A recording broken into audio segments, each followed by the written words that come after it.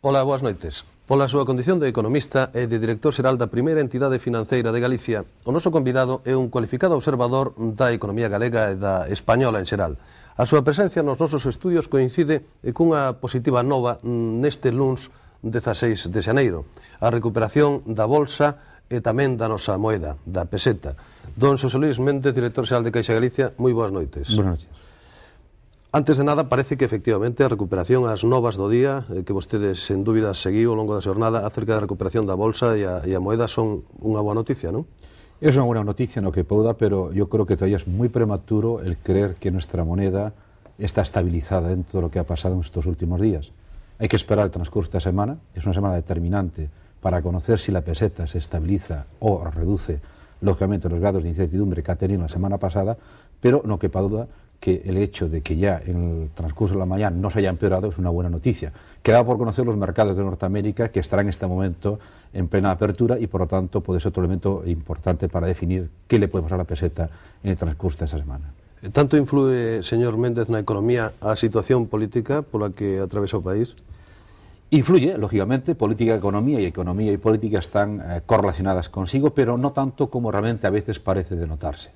Hay elementos suficientes desde el punto de vista económico para poder comprender y hasta justificar lo que está pasando con nuestra moneda y al mismo tiempo lo que está pasando con la bolsa. Pero no quepa duda que los efectos políticos internos nuestros son singulares y diferencian del comportamiento de otras monedas. Por ejemplo, el hecho de que en días pasados el dólar haya apoyado al peso mexicano ha provocado una devaluación del dólar respecto al marco. Por lo tanto, todas las monedas que estaban debilitadas respecto al marco, lógicamente se encuentran más debilitadas si dentro de su propio país tienen ciertas singularidades políticas, como el caso español. Y en ese caso sí se puede decir que la ha influido notoriamente. En canto á situación da peseta, pensa vostede que se pode producir a medio ou corto prazo unha nova devaluación? Como é esta cuestión? Hombre, realmente yo no creo que esa medida llegue a tal extremo, porque devaluar supondría que tenemos que pasar la banda de 92 pesetas aproximadamente que tenemos fijada en el actual sistema monetario europeo. Lo que sí, la peseta puede sufrir oscilaciones de depreciación o de revaluación. Lógicamente sería más deseable que se revaluara dentro del momento actual. ¿Qué le puede decir a la peseta? El comportamiento que tenga nuestra economía dentro del plan de convergencia europeo. Si realmente los inversores observan que la peseta, o mejor dicho, la economía española, no encuentra esa convergencia respecto al plan fijado, difícilmente puede tener un discurrir de una moneda, digamos, fuerte, dentro que se consideran como las de primera velocidad. Refirámonos en concreto, se lle parece, señor Méndez, a economía galega. Como evolucionan os indicadores que vostedes, sen dúbida, coñecerá da nosa economía? La economía gallega, igual que la española, el año 95, ha tenido un buen comportamiento. Porque posiblemente alguna gente pueda creer que estas turbulencias de estos días, estas tormentas financieras o monetarias, pueden incidir en el crecimiento del año 95. El año 95 casi se puede decir que está asegurado el crecimiento.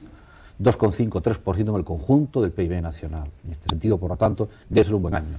Cosa diferente es el 96 y 97. Es decir, lo que nos estamos jugando estos días respecto a la estabilidad de la moneda y de estos comportamientos turbulentos es que el crecimiento sea sostenido y, por tanto, podamos ver un crecimiento en 95, 96 y 97 como tienen otros países. En el año concreto del 95 en España va a ser muy bueno en relación al año 94 y lo mismo va a tener Galicia. Lo que sucede es que nuestro crecimiento va a ser diferente posiblemente de otras regiones o comunidades que configuran el Estado español, lo que pueda que van a tener un crecimiento del PIB muy bueno, pues todo lo que está en el eje mediterráneo por la influencia que tiene el turismo en España. Pero no quepa duda que los datos que estamos viendo nosotros, de la demanda interna, en concreto en Galicia, son mucho más satisfactorios que el año 94. Vostede parece ser que, por lo tanto, optimista ante a situación ante a evolución da economía galega. Bueno, no habría que manejar mucho los términos de optimista o economista. Decía John Keynes que un economista optimista es un economista mal informado.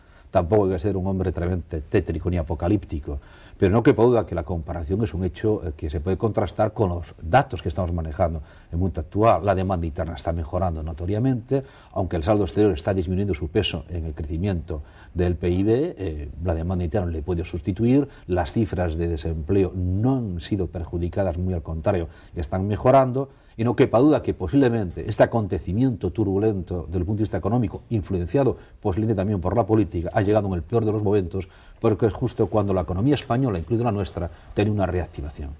Falemos de Caixa Galicia e do seu compromiso co país, do seu compromiso coa terra.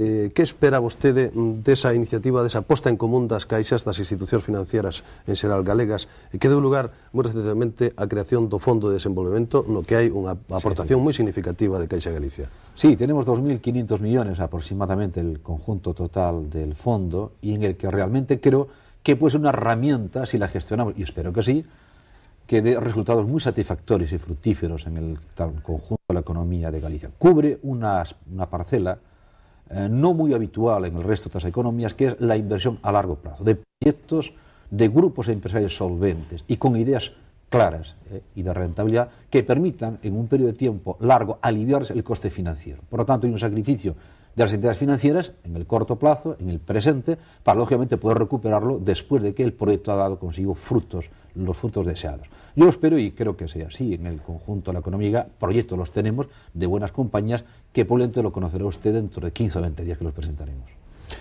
Falemos tamén da expansión, porque Caixa Galicia está nese proceso desde hai un tempo, primeiro a través da Caixa Rural de León, últimamente a través do Banco de Fomento de Valencia. Que planes futuros ten no ámbito da expansión neste momento a principal entidade de crédito de Galicia? Bueno, en principio, nuestra expansión natural de la región está cubierta, tenemos 490 oficinas en Galicia. Hemos colocado nuestra organización en los sitios más importantes de España, al mismo tiempo en el extranjero, tenemos 14 oficinas en el extranjero, y ahora tenemos dos mercados, que son los que realmente a nosotros nos atraen, que es el mercado de Asturias y el portugués, por la cercanía a nuestras zonas. En ambos estamos en estudio, aunque no hay una definición exacta en el tiempo de nuestra presencia para los mismos. A propósito de Portugal, estamos asistindo a unha crecente presencia de empresas e de institucións financieras en Galicia. Eso é bo ou é malo para a economía do país? Es magnífico. Todo lo que sea el incorporarse más compañías a una economía refuerza la competencia, y todo lo que sea competencia demuestra que va a haber un mejor servicio para la propia clientela, en este caso para el caso de los que se circundan a la comunidad gallega. Lo que también es importante observar que si las entidades extranjeras toman Galicia como un elemento para implantar sus finas, es que creo que deben tener una visión de la economía de la sociedad gallega diferente, hasta a veces yo me atrevo a decir de lo que nosotros creemos que es nuestra propia tierra. Es decir, si un extranjero es capaz de ampliar sus oficinas y tener su presencia financiera y económica en Galicia, es un síntoma de que la economía y la sociedad gallega ha cambiado notoriamente. Outra cuestión fundamental, xa na recta final desta conversa, é a reordenación do sistema financeiro galego, algo que en términos periodísticos se denomina fusións. Ese xa, no ámbito das caixas de aforros de Galicia, un proceso concluído?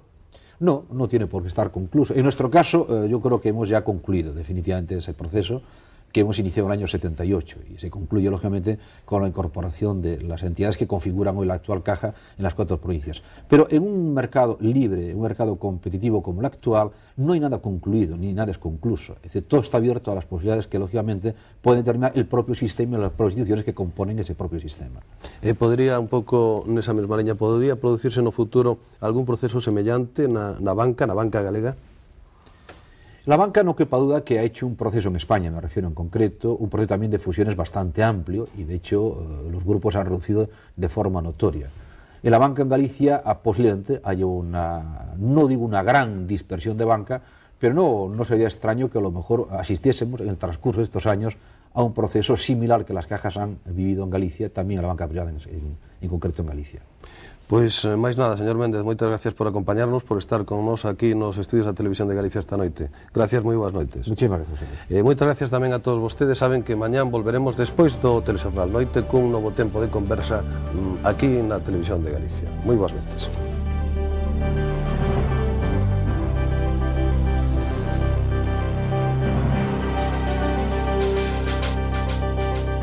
Hola, boas noites.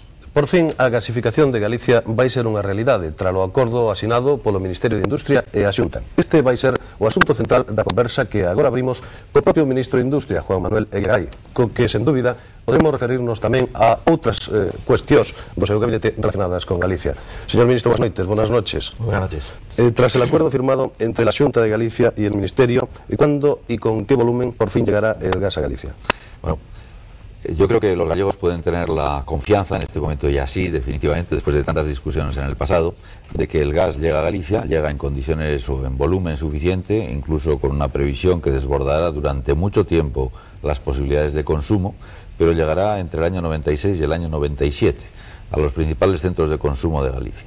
Esto significa, por lo tanto, el que hemos sido capaces de vencer dificultades que se producían por el hecho de que no había un gas disponible y que parte del suministro de Galicia, que iba a provenir de Nigeria, va a provenir en este momento a través del gasoducto del Magreb y a través de Portugal va a servir para gasificar todo el conjunto de Galicia, con un compromiso de inversiones extraordinariamente importante, en el cual también el Ministerio de Industria, el Estado, va a aportar una parte muy sustancial de todo ese volumen de inversiones para hacer que esta gasificación sea al mismo tiempo en condiciones de rentabilidad y garantice el futuro de la región.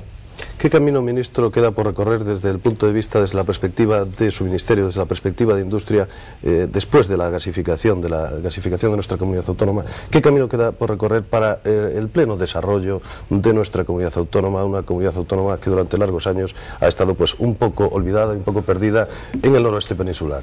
Sí, yo creo que tienen razón los gallegos cuando señalan estas cosas, pero a la vez creo que no deben, si me permiten decirlo con la mayor de las amabilidades, convertir también un problema que es un problema secular, de cierto retraso y de cierta lejanía respecto de los centros de desarrollo, en un problema de falta de posibilidades de solución. Es verdad que gasificar Galicia es un elemento extraordinariamente importante desde el punto de vista del desarrollo industrial, de las posibilidades de futuro, pero quiero señalar también que la política del gobierno, la política de desarrollo regional y también la política industrial está prestando una extraordinaria atención a una región como Galicia, que es una región menos desarrollada que otras españolas, y por cierto que una buena parte, por ejemplo, de los fondos del Ministerio de Industria se canalizan a través de diferentes mecanismos hacia inversiones en Galicia, bien sea por presencia de la empresa pública, bien sea a través de las primas a la construcción naval, bien sea mediante apoyo a diferentes programas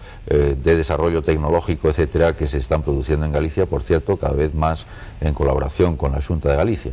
Por lo tanto, el desarrollo no termina nunca. Yo creo que este es un nuevo hito, un hito desde luego muy significativo, para que muchas empresas se instalen en Galicia y tengan al mismo tiempo una fuente de energía limpia y barata. Y al mismo tiempo para que muchos hogares también dentro de la región puedan consumir en condiciones de seguridad una energía limpia. Pero además, mientras el gas no llegue físicamente, se están poniendo en marcha otro tipo de iniciativas, como son la de producción de gas propanado, que harán posible el que los hogares gallegos empiecen a consumir gas como forma energética habitual, antes de que el gas efectivamente en 2 o 3 años esté en la región. Competitividad, ministro, es la palabra usada en tantas ocasiones. ¿Usted cree que por fin se dan las condiciones de competitividad en esta comunidad autónoma? Yo creo que crecientemente. Me parece que la función de una política que al mismo tiempo sea una política industrial, pero que sea sensible a las diferencias de nivel de renta, de nivel de riqueza, incluso a contrapesar las desventajas del alejamiento relativo de los centros de desarrollo más importantes, tiene que ser una política que venza estas diferencias de competitividad. Galicia ha mejorado ostensiblemente, incluso si se analizan los comportamientos económicos de la industria y de la economía gallega en los últimos años en relación con la media española. Hay símbolos o síntomas extraordinariamente esperanzadores de una reducción de distancias y de nuevas posibilidades de futuro.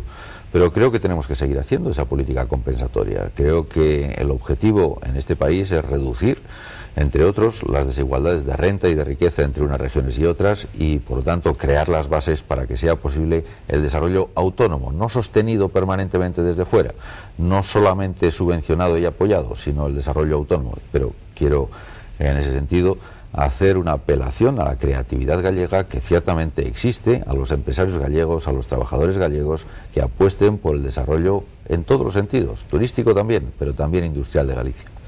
¿Qué planes tiene el Ministerio de Industria en relación con la electrificación rural de Galicia? Un tema fundamental. Y esta cuestión se la planteo por una razón muy concreta, porque ha habido muy recientemente quejas por parte de la Xunta de Galicia en el sentido de que el Ministerio de Industria ha dejado de incumplir una parte de sus compromisos de financiación con este plan que pretende la electrificación de todo el rural gallego. Vamos a ver, le diré dos cosas. Primero, soy consciente de los problemas de insuficiente electrificación, especialmente rural, que existen en Galicia. Aprecio enormemente, me parece muy importante los esfuerzos que la propia Xunta está haciendo en esa dirección. Y en tercer lugar, es verdad que en el pasado se concibieron programas de colaboración conjunta del Ministerio y la Xunta.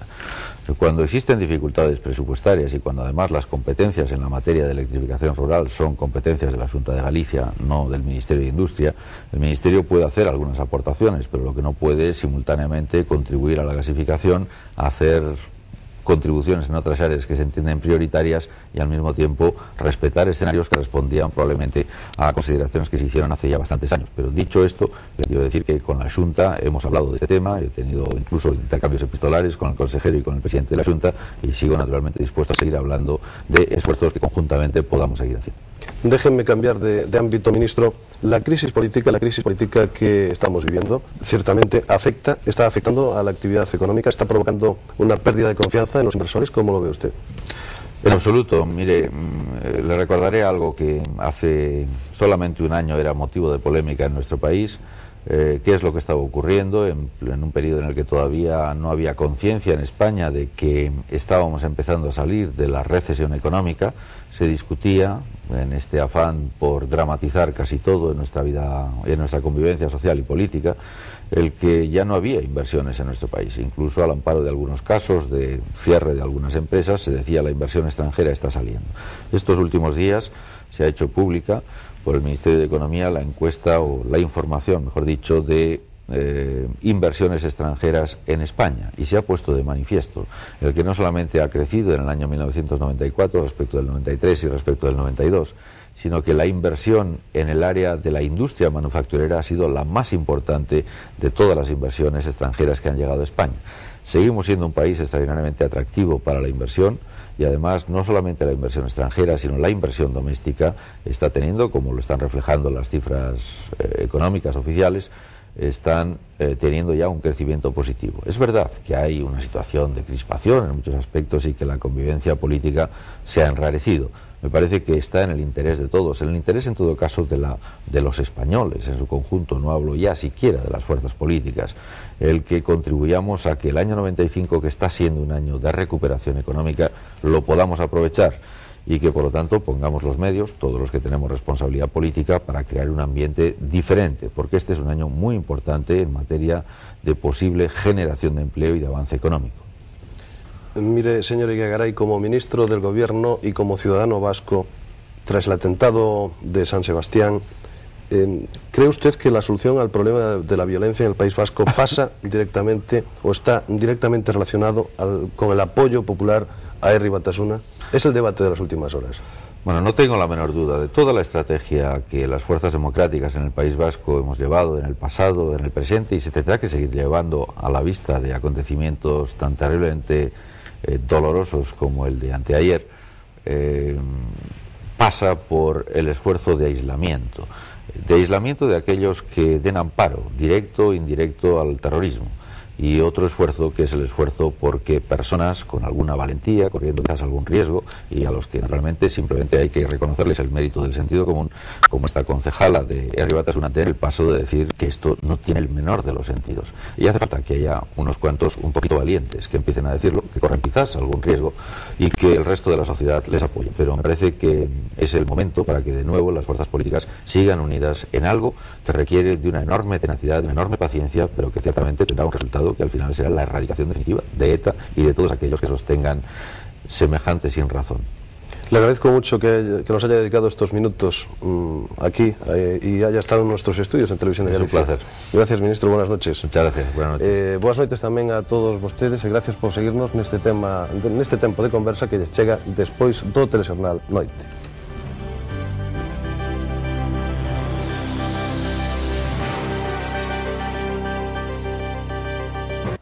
Ola, boas noites. O Servicio Galego de Saúde vén de presentar o informe denominado 10 anos de SIDA en Galicia. Unha década despois da aparición da enfermidade, a súa incidencia estabilízase na nosa comunidade. Esta é unha das conclusións, pero hai moitas máis.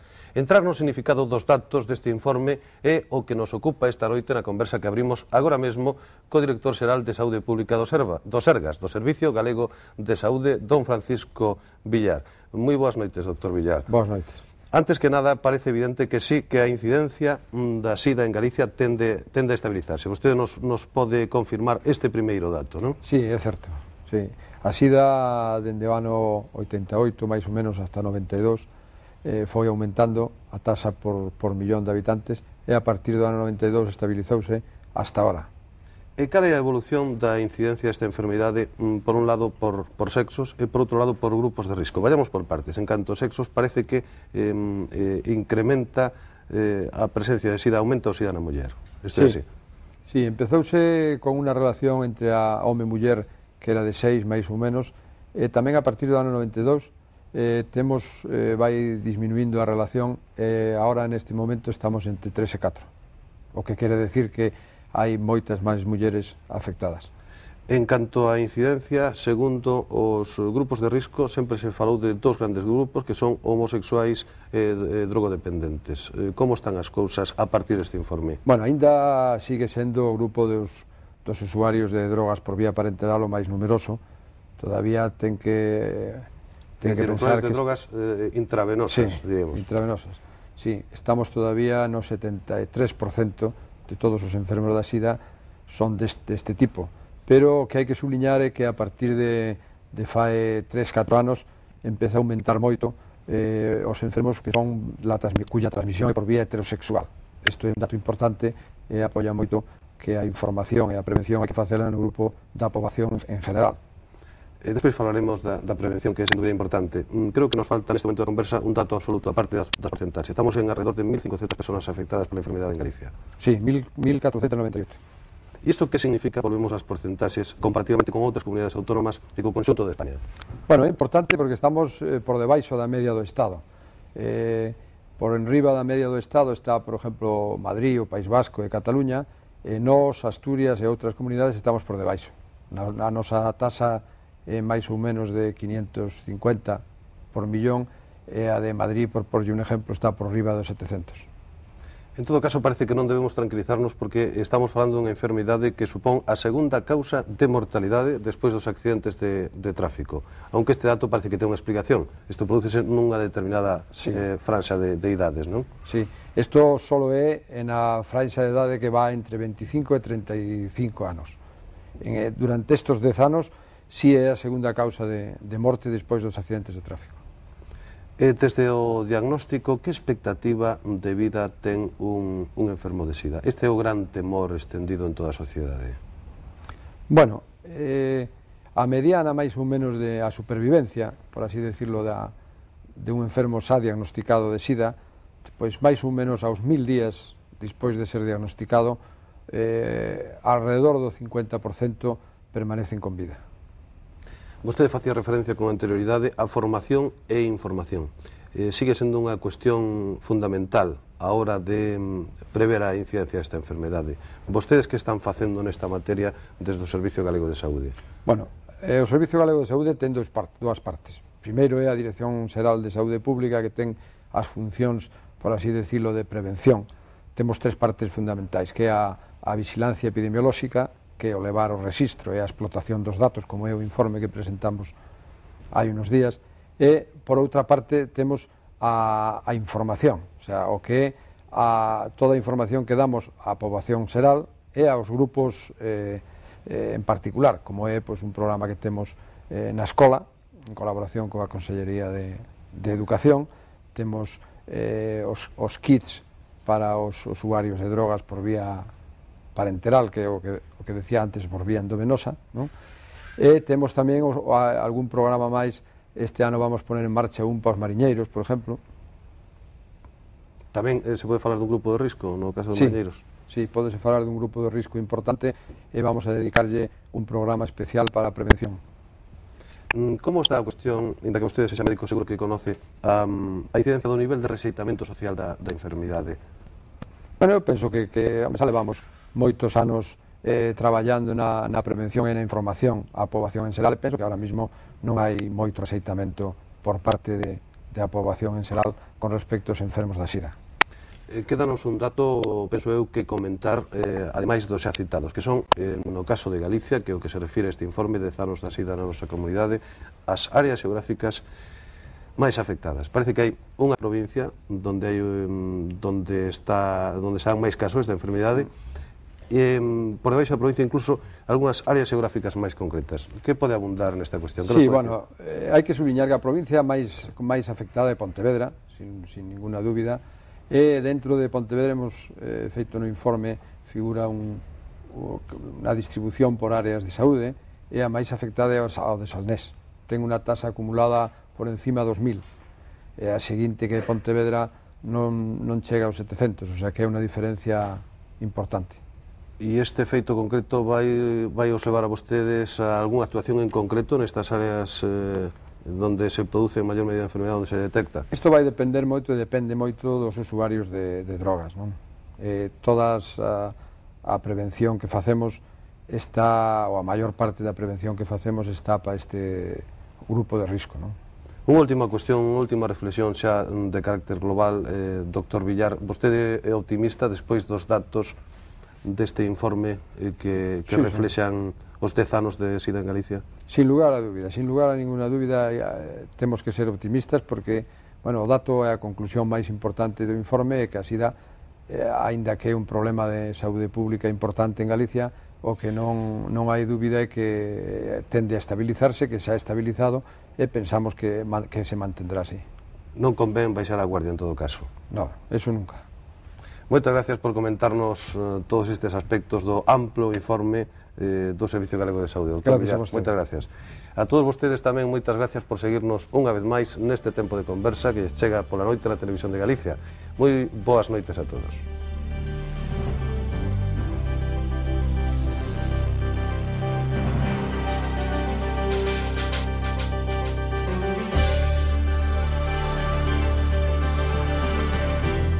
Ola, boas noites. O noso convidado foi ministro de Relacións Sindicais no primeiro goberno da monarquía e posteriormente ministro da Gobernación e do Interior, así como responsable da carteira de Administración Territorial. Foi vicepresidente do goberno na etapa da UCD en plena transición política e na actualidade é deputado e membro da executiva do Partido Popular. Estamos convencidos de que é unha das persoas que mellor nos poden achegar dentro da discreción a que obriga a natureza destes temas a fenómenos como o terrorismo e os grupos antiterroristas. Don Rodolfo Martín Villa, moi boas noites. Buenas noches. Antes que nada, porque la actualidad es la que manda, como usted sabe perfectamente, ¿qué valoración le merece a usted la actitud del diputado, del hasta ahora diputado socialista, don Ventura Pérez Mariño, en el recientemente celebrado debate sobre el Estado de la Nación? Yo creo que es comprensible la actitud del señor Pérez Mariño. El que hayamos coincidido el pasado jueves en determinadas votaciones no tiene nada que ver en torno a coincidencias políticas. Pienso que la operación de imagen que el presidente del gobierno y el Partido Socialista inicia en 1993 con el fichaje de los jueces Garzón y Pérez Mariño tenía que acabar en forma parecida como ha terminado, porque nos tiene acostumbrado el Partido Socialista desde siempre a ir más que tras los programas o tras las ideas, un poco tras las imágenes. Ese tipo de imágenes, la verdad que se sostienen muy difícilmente durante mucho tiempo. Sí, señor Martín Villa, yo sé que a usted no le gusta mucho hablar de este tema, así lo ha dicho muy recientemente a otros medios de comunicación, pero también la actualidad manda. Y a propósito también de este reciente debate sobre el Estado de la Nación, ¿se siente usted dolido, está usted molesto por la alusión del presidente del gobierno, Felipe González, a la AAA y al batallón vasco español? Bueno, ya sabe que en el sueldo del ministro del Interior, incluso de los exministros del Interior, entran muchas cosas y seguramente entran estas cuestiones, y pasados algunos días, pues ya que usted ha hablado de dolor y de molestia, pues me siento menos dolorido y menos molesto. Pero ciertamente me pareció una alusión innecesaria y además me pareció inexacta. El terrorismo del batallón vasco español y de la AAA era un terrorismo que, si tenía una lista de objetivos, pues seguramente en aquel tiempo hubiera sido objetivo número 1 don Adolfo Suárez y objetivo número 2 yo. De otra parte, nosotros, en concreto la época en que yo dirigí el Ministerio de Interior, que fue una época dura en el tema terrorista y que ciertamente no erradicamos el fenómeno, sí que erradicamos ese tipo de fenómeno. Yo he recordado muchas veces que en estos días, que el mismo día del entierro de Gregorio Ordóñez en San Sebastián se cumplían 18 años del asesinato de los abogados laboralistas de Atocha. El éxito fue espectacular. El crimen fue ciertamente grave, gravísimo, pero el éxito policial fue espectacular. De otra parte, el presidente de gobierno dijo: nos encontramos con esto. No se lo encontraron. La última acción de estos grupos creo que tuvo lugar en diciembre de 1980. Yo había dejado el Ministerio del Interior un par de años antes, en abril de 1979, pero en todo caso era 2 años antes que don Felipe González fuera presidente del gobierno. Y a propósito, ¿tuvo usted entonces algún tipo de colaboración por parte del Partido Socialista en la lucha antiterrorista? Yo he sostenido siempre que, y además creo que es así, que las cosas en la lucha contra terrorista han ido mucho mejor con los gobiernos socialistas que con los gobiernos en los que yo era ministro del Interior y dirigía los cuerpos y fuerzas de seguridad del Estado. Y han ido mucho mejor, especialmente por la actitud de la sociedad. Vuelvo otra vez al entierro de Gregorio Ordóñez. El San Sebastián de hace unas semanas no tenía nada que ver con el San Sebastián que yo vi en el primer entierro que tuve que asistir en octubre de 1976. Era mucho mejor, era otra cosa, era ciertamente un espectáculo, aunque fuere con el crimen y el asesinato de Gregorio Ordóñez, un espectáculo ciertamente inolvidable. Y entre otras cosas, las cosas van mejor porque nosotros somos una oposición que colabora con el gobierno en las cosas importantes, y muy singularmente en esto yo no tuve de los actuales gobernantes esa colaboración cuando eran oposición. Pero bueno, todos vamos aprendiendo. ¿Quién está, señor Martín Villa, detrás de los grupos antiterroristas? No lo sé, no lo sé. Usted en la introducción se ha referido a la especial discreción en la que los que hemos estado en este duro oficio nos obliga. Pero no es una cuestión de discreción. Es decir, estoy seguro que yo no sé mucho más que usted de estos temas. Si supiera también me tendría que callar, dígase. Pero no lo sé. En este sentido, presidente de la Xunta, también ministro de la Gobernación, hace poco ha declarado que los ministros del ramo tenemos que ser especialmente prudentes. En todo caso, yo por colaborar con el gobierno me pongo siempre en la hipótesis, pienso más favorable al gobierno, y es que se le han escapado determinados servicios policiales. Hombre, los servicios policiales se nos escapan algo a todos los gobiernos, pero cuando se escapan tanto, por lo menos hay una grave responsabilidad política. Por cierto, señor Martín Villa, ¿qué es lo que une en lo personal y tan por encima de los intereses partidarios a todos los exministros del Interior? Y déjeme apuntarle un poco más como ciudadano que como periodista una especulación. Quizá el ser depositarios de los grandes secretos del Estado. Yo creo que más que ser depositarios de los grandes secretos del Estado, que según va discurriendo el tiempo hay cada vez menos grandes secretos del Estado. Yo creo que lo que tenemos en común es una experiencia, normalmente una experiencia dura, a veces una experiencia amarga, a veces el sentimiento de sentirnos solos. Bueno, todo ese tipo de cosas organiza y crea una especie de complicidad entre todos nosotros que ha dado como resultado una cosa que yo creo que es buena, que es un patrimonio, yo creo que excelente para la política española, una regla no escrita, que son las buenas, todos nos llevamos bien entre nosotros. Señor Martín Villa, muchos pensábamos que el paso por el Ministerio del Interior curtía o endurecía a una persona. Lo pensábamos hasta que vimos sus declaraciones el mismo día del asesinato de Gregorio Ordóñez. Fue un momento muy duro para usted personalmente y para toda la familia popular, ¿no? Sí, lo fue. Yo no había tenido un contacto muy cercano con Gregorio Ordóñez. Nuestra última reunión fue una comisión electoral que preside Mariano Rajoy, que yo soy presidente adjunto, que estaban los presidentes de regionales y provinciales de los partidos, 10 días antes de su muerte. Y hombre, yo creo que era ciertamente no porque aquí en España, lo cual significa además que somos un pueblo de buena crianza, hablamos bien siempre de los muertos, sino que es que en este caso sí que era un vasco cabal, un hombre ejemplar. Y mire, por mucho que uno tenga experiencia, yo tengo en mi tiempo, desgraciadamente, experiencias que pasan más de 100 de muertos por víctimas terroristas en mi tiempo.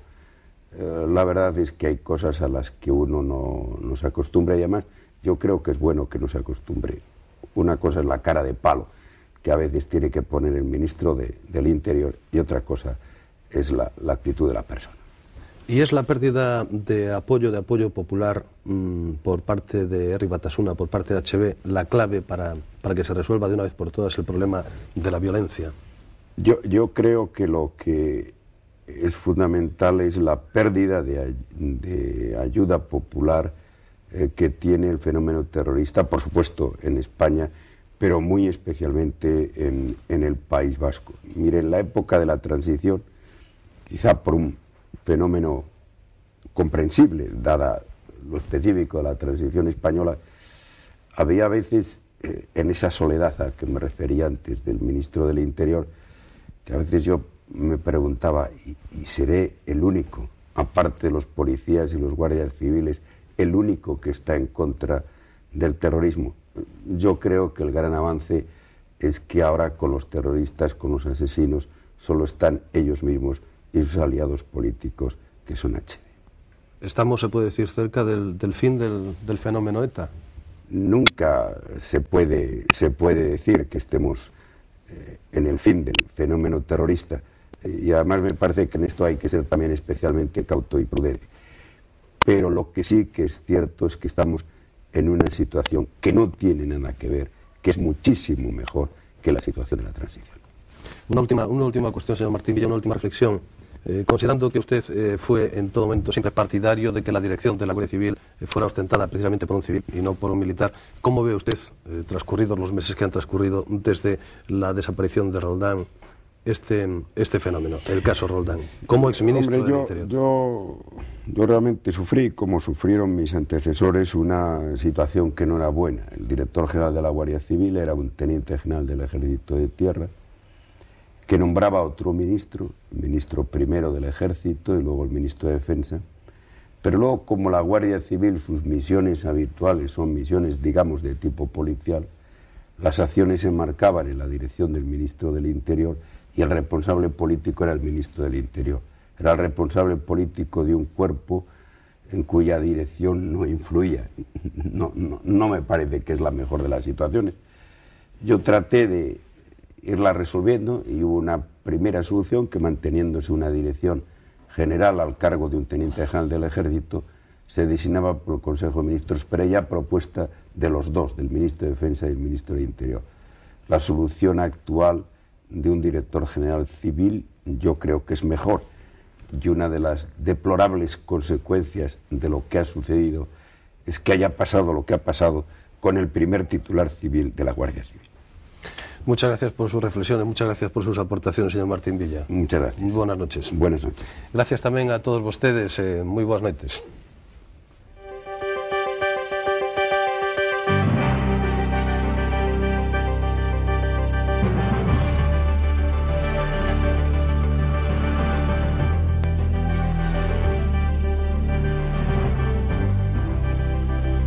Ola, boas noites. Non é fácil cuantificar as súas preguntas parlamentarias, interpelacións e iniciativas legislativas, pero basta cun dato: é o deputado máis activo da Cámara Galega.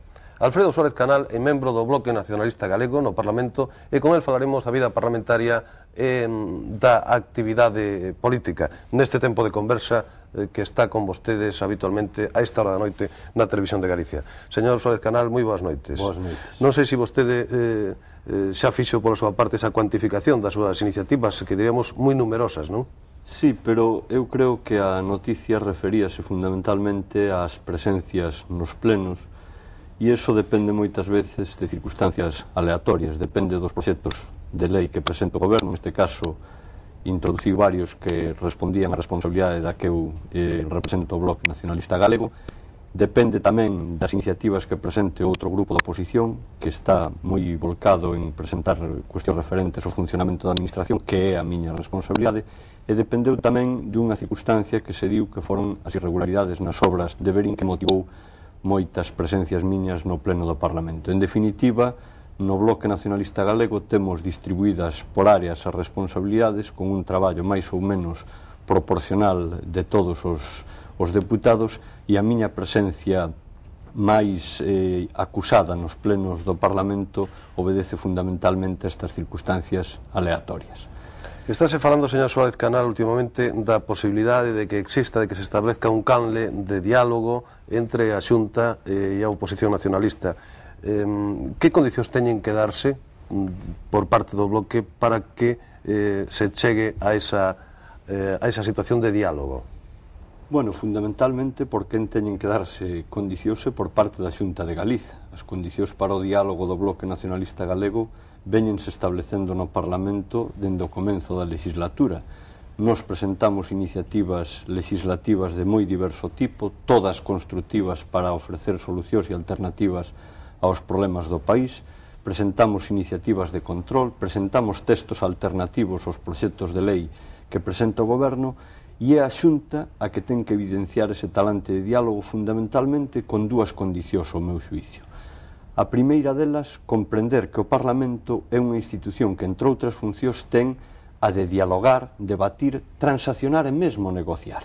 E non se pode deixar caer sempre en saco roto as decenas de iniciativas da oposición, as decenas de iniciativas e proposicións non de lei do Bloque Nacionalista Galego, as centenas de enmendas aos presupostos xerais da comunidade autónoma que sistemáticamente son esquecidas por a Xunta de Galiza, que ten ademais unha situación de privilexio con 43 deputados que lle permitía ter unha actitude claramente dialogante que nós non anotamos. E unha segunda condición que pensamos que sería imprescindible é a vontade de gobernar o país. A Xunta ten vontade de detentar o poder, de administrar o poder, pero non de ofrecer solucións e non gobernar o país. Sobre propostas que non son solucións, que non son alternativas para o país, é moi difícil dialogar. E dialogar donde hai que dialogar é con luz e taquígrafos na institución que ten entre as súas funcións esa fundamentalmente que é o Parlamento. No momento en que a Xunta evidencia un talante de diálogo, de goberno, de participación, de negociación no Parlamento, dende logo en nós vai a ter a esa forza política que está disposta a ofrecer alternativas. Ora, o que non pode ocurrir é que para conseguir establecer unha comisión que fixe unha alternativa deste país ao problema do ferrocarril se teñen que producir movilizacións na rúa, se teñen que producir unha gran sensibilización social para conseguir que se estableza cando menos un cauce de diálogo no Parlamento. Esta non é un talante que nos podamos recibir. Se o Partido Popular cambia de actitude, se a Xunta cambia de actitude, dende logo, nós estamos dispostos, como estuvemos dende o principio da legislatura, a falar da problemática real deste país. E falar, por exemplo, de iniciativas do tipo da modificación do regulamento do Parlamento, que é unha teima na que están vostedes. En que sentido tería que producirse esta modificación do regulamento? Como vostedes saben, na legislatura pasada o regulamento foi modificado por iniciativa e cos votos exclusivos do Partido Popular. Modificouse un regulamento que estaba en certa maneira consensuado desde a primeira legislatura do Parlamento.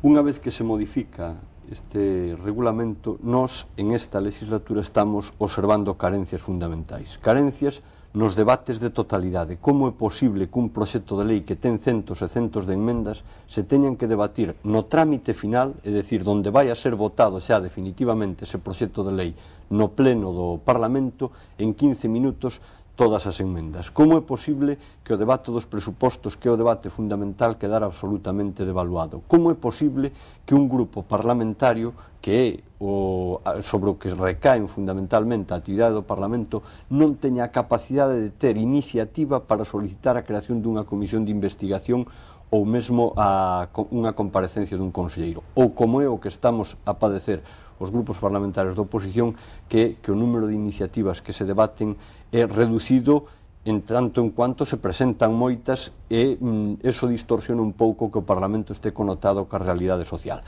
A nosa modificación do regulamento vai a intentar resolver estes problemas que se generaron coa modificación na legislatura anterior ao alterar os debates de totalidade coa modificación que produciu o Partido Popular.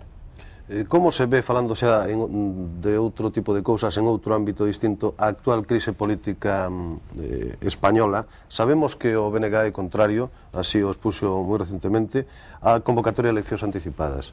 Pero que saída ten, desde a perspectiva do BNG, a actual crise política? Nos opuxémonos á celebración de eleccións anticipadas, sobre todo no momento en que se reclamaron, porque pensábamos que, entre outros factores, ademais de acelerar a chegada do Partido Popular ao goberno do Estado, significaría probablemente o borrón e conta nova para abordar os problemas de responsabilidade política que están hoxe pendientes respecto da corrupción, dos GAL, etc. Nos pensamos que o PSOE ten unha serie de responsabilidades políticas moi graves que hai que depurar. Estamos convencidos de que a xusticia ten que acabar depurando tamén as responsabilidades que haxa a ese nivel, a nivel penal, pero non vemos no tema da celebración das eleccións anticipadas, por menos en este momento, como a solución aos problemas. O PSOE ten que responder ás responsabilidades políticas e non estamos dispostos a aceptar, por menos dentro dos nosos presupostos políticos, pensamos que non é lóxico en estes momentos responder á situación acelerando a chegada ao poder do Partido Popular e por un camiño que precisamente pode significar o borrón e conta nova. Das responsabilidades políticas ten que responder clarísimamente o PSOE e dos problemas judiciais esperamos que a xusticia dé boa conta deles. Por o demais, decir que votamos en falta unha vez máis no reciente debate do Estado da Nación que se celebrou no Parlamento do Estado a presencia dunha voz galega que fale da auténtica problemática do país. Unha vez máis, nos estamos convencidos de que a necesidade de que Galicia conte con voz propia alén das nosas fronteiras, é dicir, no Parlamento do Estado, pasa a ser trascendental na situación política na que se está a vivir, onde se están a decidir cuestións fundamentales nos terreos económicos e sociais e mesmo de infraestructuras para este país, e fai necesario hoxe probablemente máis que nunca a presencia dunha voz galega no Parlamento do Estado e en ese sentido nos seguiremos traballando. Xa na recta final desta conversa, señor Suárez Canal, que perspectivas electorais ten o BNG agora que nos aproximamos á cita de maio na que se debe producir a renovación dos concellos, das administracións locais? Vostedes xa ultimaron moi recentemente todas as candidaturas no órgano de goberno do seu partido, que é o Consello Nacional, pero con que perspectivas saen vostedes neste momento? Nos salimos coa intención de duplicar os nosos resultados electorais das pasadas eleccións e o que é máis importante, nos estamos en condicións de ofrecer na maior parte das cidades de Galicia, en moitas vilas importantes, unha alternativa de goberno que non teña por que pasar por o PP ou por o PSOE. Nos estamos convencidos de que vai sendo hora de que unha vez por todas unha forza propia do país con un proxecto político para os concellos que o ten evidenciado onde goberna e ofrezca á cidadanía a ilusión de intentar transformar a realidade do país a partir dos concellos. Pódese facer moito desde os concellos, o único que hai que ter é vontade e ilusión por facelo. No Bloque Nacionalista Galego estamos convencidos de que en estas eleccións municipais, máis alá do resultado que nos academos, vamos a traballar coa intención de ser alternativa de goberno para os concellos galegos. Non se nos plantea outra posibilidade máis que a de nuclear un programa de goberno diferente a como se estuveron gobernando os concellos fundamentales deste país e a intentar introducir en eles unha maneira de facer política municipal como nós estamos a facer nos concellos onde gobernamos, que pensamos que están servindo para producir unha transformación mínima pero importante a nivel social, económico e mesmo de cultura política, de cultura de maneira de entender a política municipal que pensamos que é necesario que chegue a todos os concellos do país. Con esa ilusión traballamos de cara ás eleccións municipais. Pois moitas gracias por acompañarnos esta noite, señor Suárez Canal. Gracias a vostedes. Boas noites. Moitas gracias tamén a todos vostedes por seguirnos habitualmente neste tempo de conversa tralo telexornal Noite. Moi boas noites a todos.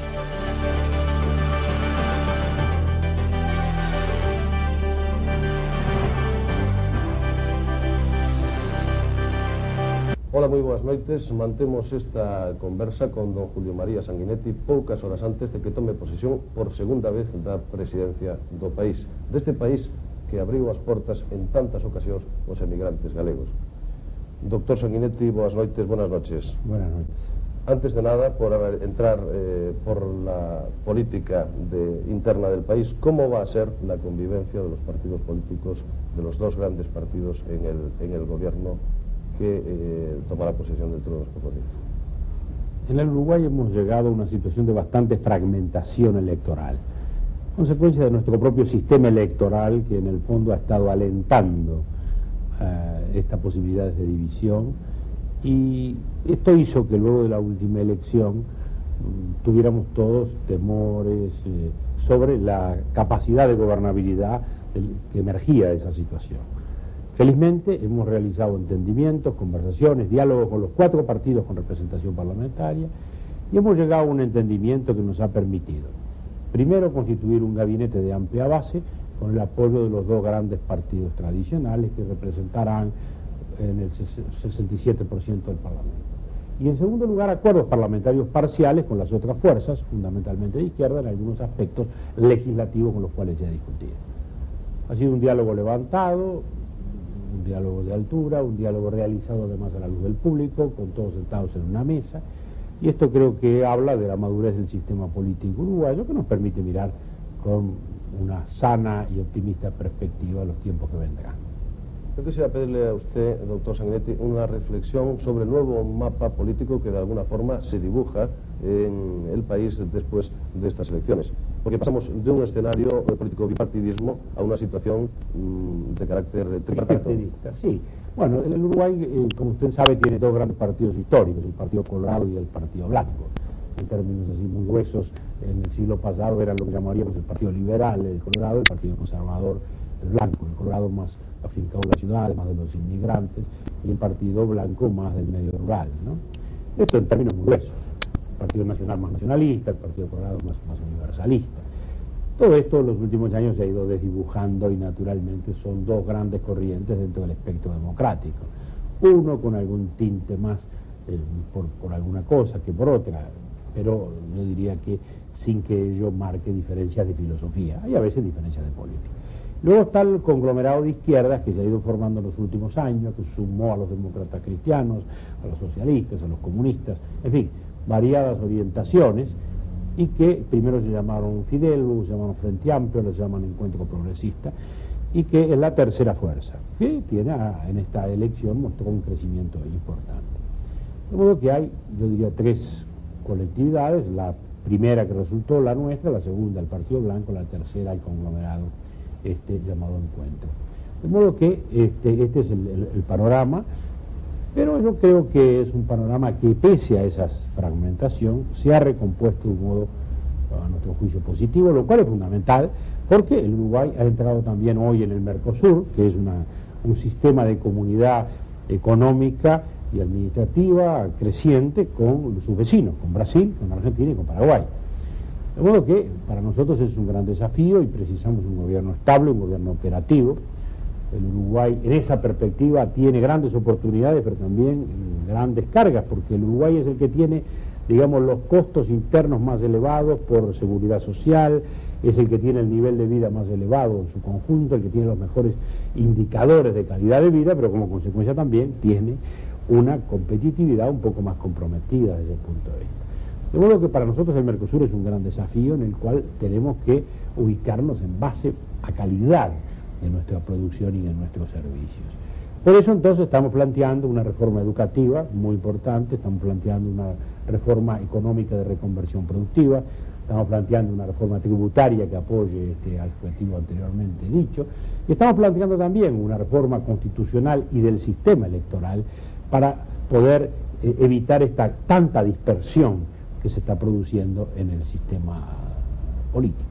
Y a propósito de Mercosur, se puede decir desde la perspectiva que a nosotros nos interesa, que es España, que de alguna forma España va a ser puente en las relaciones entre Mercosur y la Unión Europea. España siempre lo ha sido, España acá es una referencia muy presente, muy vigente. El Uruguay es un país que no hereda viejas civilizaciones indígenas, que no hereda viejos poblamientos indígenas como otros países de América Latina. Este es un país básicamente de inmigrantes. Acá todos tenemos un abuelo o un papá o un bisabuelo, o gallego o genovés o vasco. Y bueno, no hay aristocracias antiguas y no hay cosas que vengan así demasiado del fondo de la historia. Vienen de allí, de ese mismo pasado. Somos todos afluentes de esas vertientes.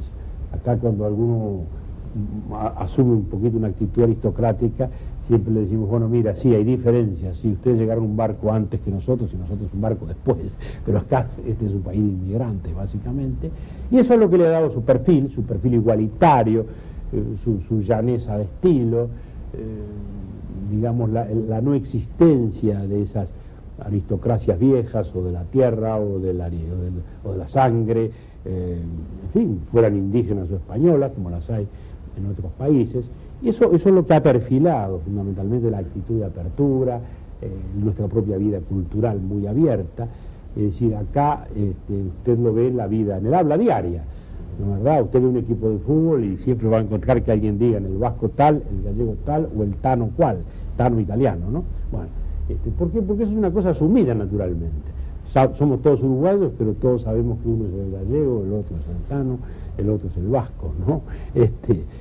O el turco, ¿no?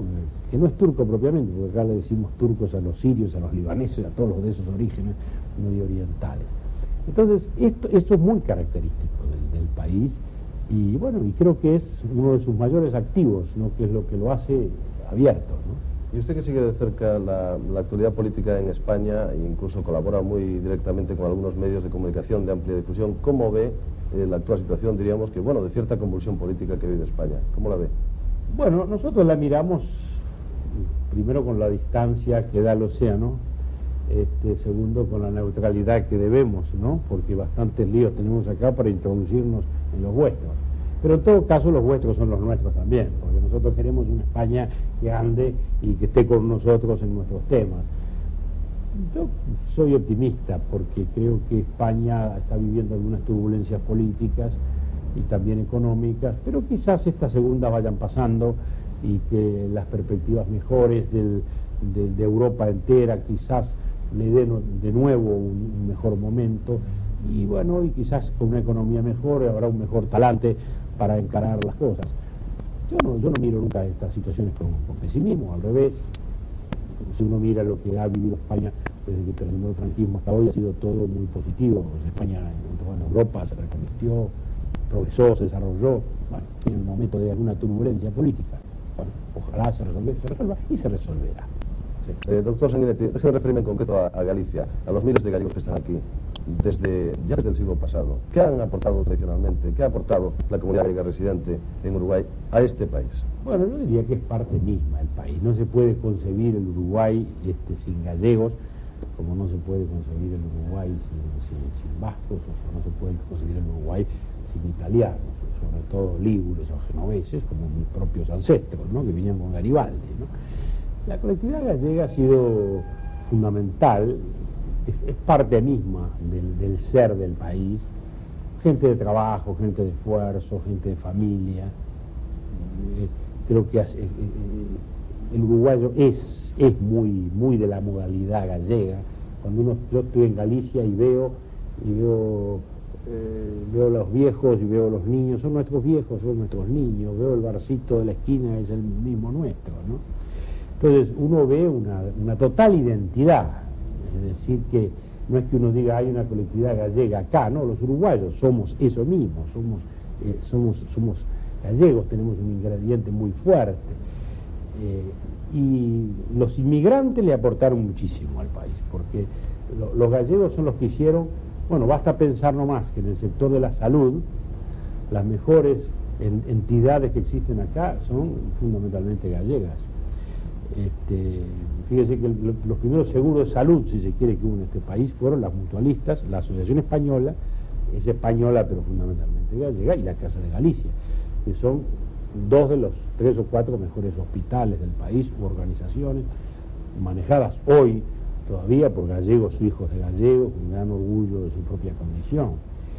Los gallegos están en toda la vida del país, en el transporte, en el comercio, en los bares, en los restaurantes, para el lado que uno mire, hay siempre gallegos que han significado siempre trabajo, esfuerzo, honestidad, un elevado sentido de la familia. El gallego, no preciso decirlo de ustedes, es muy sentimental, es muy atenido a esos valores, y nosotros también, es decir, nos viene de allí, ¿no? Entonces, yo creo que la idiosincrasia del uruguayo, no se puede entender la idiosincrasia del uruguayo sin la idiosincrasia gallega, porque hay otros aportes.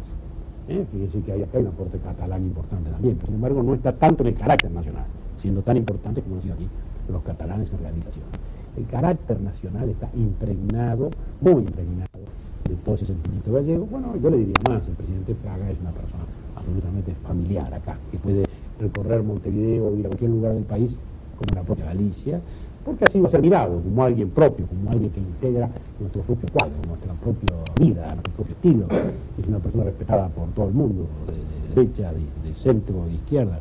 ¿Por qué? Porque todo el mundo siente que él es un representante muy auténtico de Galicia, ¿no? Y por cierto, doctor Sanguinetti, ¿tiene usted previsto algún tipo de contacto en las próximas horas con el presidente de la Junta? Sí. O bien más adelante, quizás allá en Galicia. Lo tendremos. Yo he tenido la suerte de estar, no hace poco, era 1 año y medio, invitado por él allá en Galicia. Ahora yo le he invitado y él ha venido como siempre con mucha amabilidad. Y estaremos yendo y viniendo. Por suerte el mundo ahora es más chico y esto nos permite tener esa facilidad, ¿no? que es muy linda además y que es muy interesante, ¿no? Estoy recordando también que acá hubo una cierta influencia importante de pintura gallega, porque aquí estuvieron Seoane, Colmeiro en ciertos años y influyeron mucho en nuestra propia pintura, ¿no? Y ahí se encuentran todavía cuadros de Seoane. Yo tengo algún dibujo, cosas de Colmeiro, muy lindas, muy lindas. Y hay hoy también pintores gallegos uruguayos, como Leopoldo Novoa, por ejemplo, que vive en Armenteira y que y también hasta ha vivido años acá. Y bueno, tenemos vínculos por... No hay lugar o territorio de la actividad donde no tengamos un vínculo o un lazo. Yo quisiera plantearle ya brevemente en la recta final de esta conversación, doctor Sanguinetti, 3 reflexiones sobre 3 problemas distintos de América Latina. El primero de ellos es el conflicto entre Ecuador y Perú. ¿Cómo ve usted este hecho?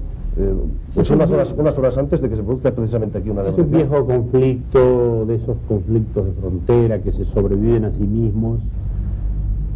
Ahora hemos tenido este mal y penoso episodio, pero no tengo duda de que habrá una solución pacífica. Tiene que haberla y todos estamos tratando de contribuir a ello. Desde México llegan noticias acerca de un complot. En estas últimas horas han llegado esas noticias. No, complot. Un complot, me refiero al asesinato de Colosio. Ah, perdón, no entendía. Sí, se está hablando de una supuesta relación del PRI en el Partido Revolucionario Institucional. Mira, México ha vivido un tiempo muy difícil, un año sin duda dramático. México, luego de varios años de reconversión, de reformas económicas, en que parecía que, en fin, México, yo diría casi esplendoroso, ¿no? Hemos tenido un año terrible, ¿no? Con situaciones muy dramáticas como el asesinato de Colosio, como el levantamiento de Chiapas y luego la crisis financiera que también nos rebota a todos, ¿no? Porque rebota en Europa, rebota en Estados Unidos y también rebota en América Latina. Es sin duda muy triste. México ha sido un país con una vida política muy apasionada, muy turbulenta. Pero también creo que México no es el México antiguo, es un México asociado a los Estados Unidos, con unas perspectivas económicas distintas, un México que ha cambiado su estado. Cuando se tome un poquito de perspectiva más allá de todos estos incidentes, se verá que este ya es otro México, y eso es irreversible. Y entonces esperemos que estas cosas tan penosas sean los últimos episodios de un México que va quedando atrás. Y por último, Cuba. ¿Cómo espera que evolucione la situación política en Cuba? Mire, esperamos que sea pacíficamente. Confiamos, deseamos, anhelamos que haya un cambio en Cuba. El pueblo está sufriendo mucho, Cuba ha quedado alejada del movimiento mundial, de la democracia mundial. Yo diría que hay un cierto anacronismo en toda esta situación de Cuba. Todos deseamos contribuir a ello y yo creo que vamos a poder de algún modo hacerlo. Yo no tengo duda de que Cuba tendrá que necesariamente evolucionar, porque su condición isleña no lo puede llevar a ser no ya una isla en el Caribe, sino una isla en el mundo. ¿Y el bloqueo? El bloqueo es un error, simplemente. El bloqueo, en lugar de ayudar a cambiar, ayuda a congelar. Esa es mi impresión desde siempre. Los bloqueos no contribuyen. Si uno quiere abrir una situación, lo que hay que hacer es abrir, ventilar, abrir ventanas, abrir turismo, abrir intercambios culturales, abrir gente que vaya y que viene, abrir televisión, abrir radio. Entonces ahí es como un país se abre. Así se abrieron en Europa los que en su momento lo vivieron. ¿Cuándo empezó la apertura en el este? Bueno, cuando empezó Walesa y cuando llegó al Papa y cuando se aceptó un Papa en Polonia. Y cuando se abre un país es cuando se puede realmente organizar una apertura. Cuando se le cierra, cuando se le cerca es lo contrario. Se consolida la situación que hay adentro. Pues nada más, muchas gracias por acompañarnos y dedicarnos estos minutos. Gracias a ustedes y además un gran cariño para saludar a toda esta gente amiga de Galicia, que, bueno, es nuestro propio pueblo. Quiero decirle simplemente que me sientan uno más, y toda Galicia sabe que acá el Uruguay es también un pedazo de tierra y de cultura gallega. Gracias, buenas noches. Poucas horas antes, decía, manteñamos esta conversación poucas horas antes da súa toma de posesión. Unha conversa que lle chegou esta noite desde Montevideo. Desde aquí, un saúdo cordial e moi boas noites. Ola, boas noites. O ciclo de conferencias que organiza o Centro Internacional de Prensa de Santiago permítenos contar coa súa presencia neste tempo de conversa que abrimos habitualmente tras o Trisar na noite. É unha das persoas máis coñecidas do periodismo español. Conta con numerosos premios internacionais e, sobre todo, conta no seu currículum coa satisfacción de ter sido director do xornal de máis difusión de España, El País, nunha época non fácil, precisamente, a época da transición política. Nos últimos tempos abandonou a función estrictamente periodística para entrar no mundo da empresa. Juan Luis Cebrián, conselleiro delegado de Prisa, promotora de informaciones. Boas noites, buenas noches. Buenas noites. Empresario de la comunicación o periodista, ¿ha adquirido la primera condición a costa de la segunda? Yo creo que a costa no. Yo soy un empresario sin duda de la comunicación, de los periódicos, la radio y la televisión, pero lo soy porque soy periodista y no soy un caso raro. Digamos, la historia del periodismo y del mejor periodismo mundial está plagada de periodistas que han sido empresarios. Randolph Hearst, Joseph Pulitzer, muchos otros que están con letras de oro y a los que me gustaría parecerme en la historia del periodismo han sido también empresarios. Y en lo que es su nueva función, creo recordar que desde el año 88, su función de empresario, le queda tiempo para pensar en lo que fue, al menos en el recuerdo de lo que fue su etapa de dirección del país, e incluso la época de Cuadernos para el Diálogo, por ejemplo. Bueno, la realidad es que no tengo mucho tiempo para fijarme en el pasado porque estoy lo suficientemente ocupado para hablar del presente y del futuro. Es verdad que cualquier tiempo pasado fue mejor y esto no sucede a todos los mortales, pero no tengo nostalgias ni añoranzas. Creo que estamos haciendo una tarea importante en nuestro grupo de comunicación y creo que cada tiempo tiene su empeño. La concentración de medios, señor Cebrián, un tema sobre el que usted se ha pronunciado en distintas ocasiones, es, parece evidente, un fenómeno imparable, pero ¿es bueno, y sobre todo es bueno para la libertad de expresión? Yo no plantearía el tema así. Yo creo que la concentración de medios es inevitable, habida cuenta de los condicionamientos tecnológicos, económicos y sociales del mundo industrializado. Entonces tenemos que aprovecharnos de las buenas cosas que la concentración puede ofrecer a nuestra profesión y defendernos de los peligros.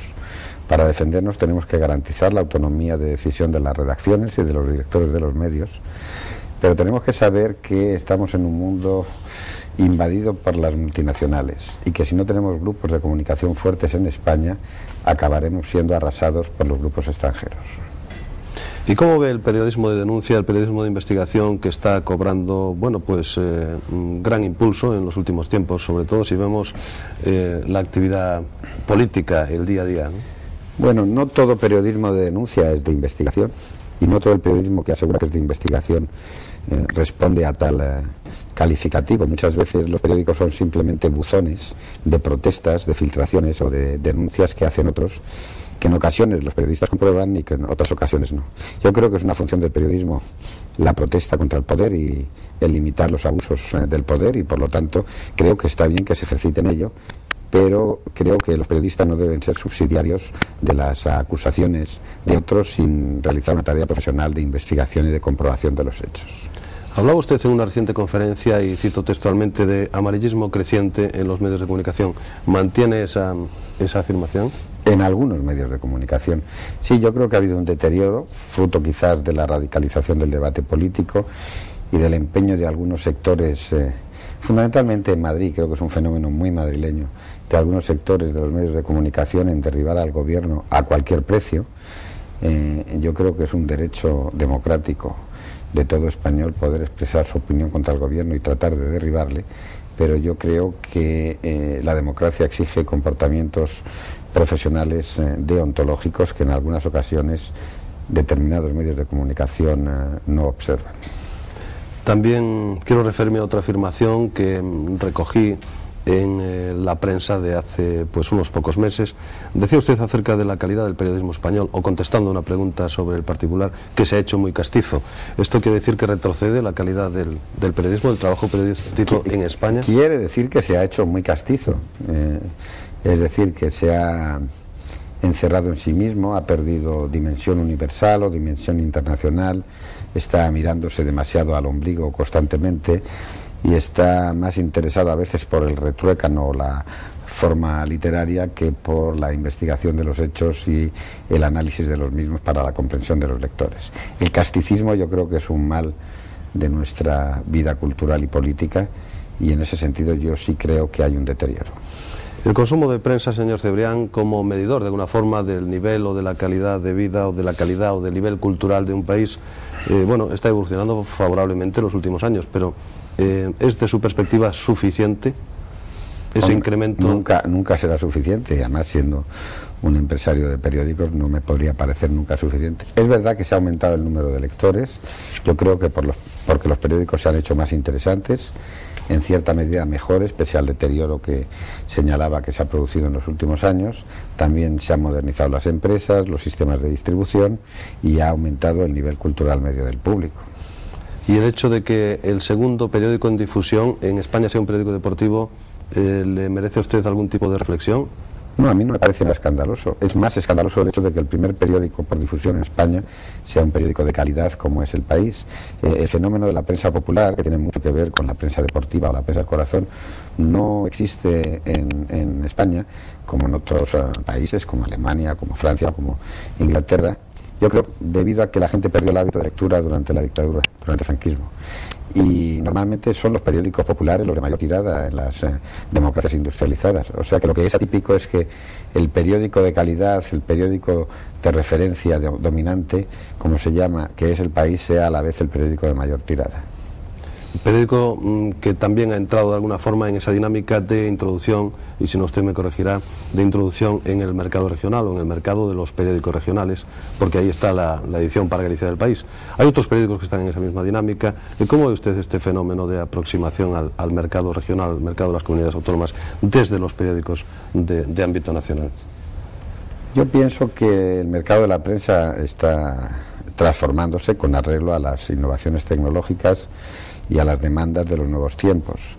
Ahora los periódicos nacionales pueden hacer ediciones regionales, pueden imprimirse en lugares diferentes, llegar antes al kiosco, a la cita con sus lectores, y es lógico que estos periódicos nacionales quieran combinar su valor global, su valor de periódico de referencia nacional, con valores añadidos de la prensa local o regional. Pienso que no son una competencia directa para los periódicos regionales o locales. Creo que los periódicos nacionales suelen ser segundo periódico o un complemento de los periódicos locales, y creo que una mayor abundancia de ediciones regionales de esos periódicos lo que hará será potenciar la venta de prensa en esas regiones y en esas localidades.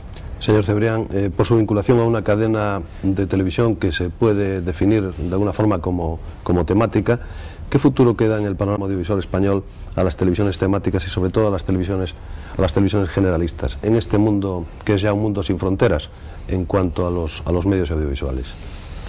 El modelo audiovisual español no está definido, yo diría que en absoluto. Ha habido muy poco trabajo previo para saber por dónde van a ir las líneas del futuro. Es obvio que la televisión temática, sea de pago o sea abierta, es el sector de desarrollo más potente a través del cable, de los satélites o incluso de las ondas hercianas vía terrestre. Es el sector de desarrollo más importante de la televisión en todo el mundo. Pero la televisión generalista va a permanecer y va a seguir siendo absolutamente protagonista del fenómeno televisivo. Yo creo que todo el sector audiovisual, como decía antes, está por definir en nuestro país, no solo en nuestro país. Hay mucho ruido, muchas discusiones, una gran cantidad de actividad legislativa de los gobiernos en torno a este sector, y creo que es el reto apasionante de la comunicación para el futuro que viene. Señor Cebrián, le agradezco mucho que nos haya dedicado estos minutos a este tiempo de conversación en Televisión Galicia. Muchas gracias, buenas noches. Muchas gracias. Gracias, insisto, por sus reflexiones. Muchas gracias también a todos ustedes por seguirnos habitualmente en este tiempo de entrevista, en este tiempo de conversa que llega habitualmente después do Telexornal. Muy buenas noches a todos.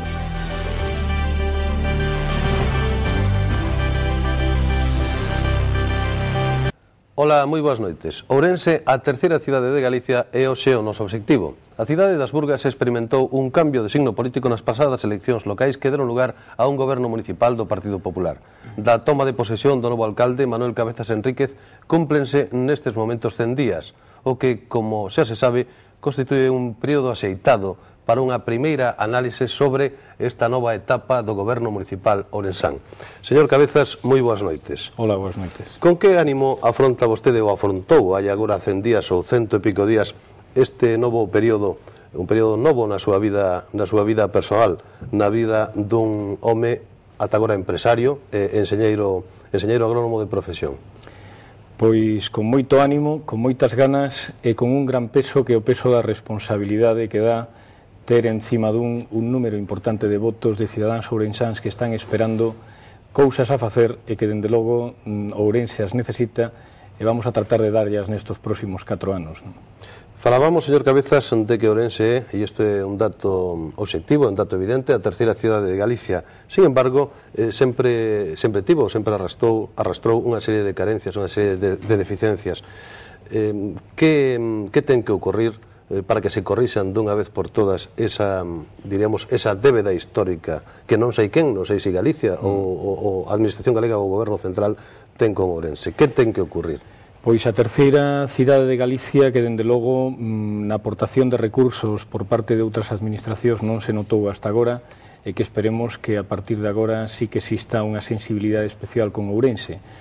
Digo a partir de agora porque as diferencias que existen tan enormes entre unhas e outras cidades de Galicia non se poden soportar por máis tempo, non? Que ten que cambiar? Pois ten que cambiar a actitude dos cidadáns galegos con respecto á propia cidade de Ourense e tamén un certo sentimento de autoestima nos propios ourensáns, pero que, lóxicamente, esta falta de autoestima pode ser motivada pois por ese abandono con respecto á nosa cidade. As cidades poden crecer por elas mismas, pero tamén necesitan doutros recursos que elas non son capaces de xerar e, por tanto, fai falla que outras administracións acometan inversións en Ourense que hai moitos anos que tiñan que estar feitas e que neste momento presenta, como digo, un diferencial nese senso con respecto a outras provincias españolas importante, non? Falamos, señor alcalde de Ourense, da débeda histórica para con Ourense, e entre esa débeda histórica están as infraestructuras. Así que, se lle parece a vostede, presentamos as principais necesidades en materia de infraestructuras. O saneamento da Barbaña é un dos proxectos máis inmediatos que ustedes se plantexan agora mesmo. De que xeito? Pois é un proxecto inmediato porque é algo demandado dende fai moitos anos e sempre foi a gran promesa incumplida. Nos estamos neste momento xa o que limpiando o propio cauce do río, pero hai que depurar esas augas. Hai unha depuradora feita no Concello de San Cibrán de Viñas e esta depuradora entrará a funcionar en pouco tempo. A partir dese momento as augas estarán en condicións de pasar por Ourense sin contaminación. O problema máis importante é o problema das ribeiras do propio río, non? Aí faise necesario unha actuación que necesita previamente dispor dos terreos que son propiedades particulares e que, lóxicamente, hai que expropiar. Pero aí hai unha tremenda dificultade polas condicións económicas que presentan os concellos, e o Concello de Ourense non é distinto nese senso con respecto a outros concellos, pero que, lóxicamente, nos con paciencia vamos a abordar, porque sabemos que é un proxecto que é unha débeda dos ourensáns coa propia cidade e que é necesario abordar e que vamos a abordar xa neste ano para intentar, ao remate da legislatura, ter algo avanzado, non digo todo, pero ter algo avanzado na recuperación dese río importante e contra o que Ourense está dando as costas, que non debería ser así, pero o urbanismo creceu desta forma e agora hai que tratar polo menos de darlle a volta. Non é fácil, pero eu penso que con iniciativa, con ideas e con vontade é posible pouco a pouco ir cambiando as cousas, non? Por outra parte, señor alcalde, está o tema das comunicacións, as comunicacións entre Ourense e outras cidades do sur de Galicia a partir da construcción das autovías agora en marcha, e tamén as comunicacións co resto do interior de Galicia, con Santiago de Compostela. É unha doble cuestión: importancia das autovías para o futuro desenvolvemento de Ourense e importancia dese desexable novo enlace con Santiago de Compostela. Como ve vostede?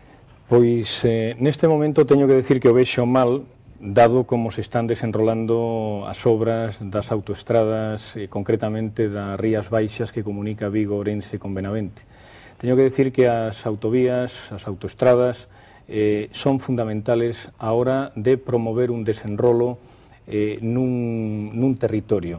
Ourense adolece dende fai moito tempo de comunicacións como poden ter outras cidades de Galicia e, polo tanto, esos parámetros inversores que se analizan a hora de decidir concretamente unha inversión nun punto concreto, Ourense sempre ha estado discriminada. O remate das autovías, da autovía sur, da autovía das Rías Baixas, é fundamental para o desenrolo de Ourense, que por outra parte teño que decir que vai xa con un retraso importante, podrían que estar rematadas no ano 95, estamos rematando o ano 95 e hai tramos sin comenzar aínda, e tamén decir que non é somente a propia autovía Rías Baixas, sino tamén a comunicación a capital galega, con Santiago de Compostela dende Ourense. Esa carretera, esa estrada que levamos durante tanto tempo tendo que circular por ela con moitas dificultades, sigue estando como fai moitos anos. É unha necesidade que se faga algo xa. Eu digo unha autoestrada, unha autovía, pero que se faga a primeira administración que teña vontade de facelo, aínda que sexa unha autoestrada con peaxe, hai que facela porque os ourensáns non podemos seguir viaxando a Santiago nas condicións que a facemos hoxe. Eu entendo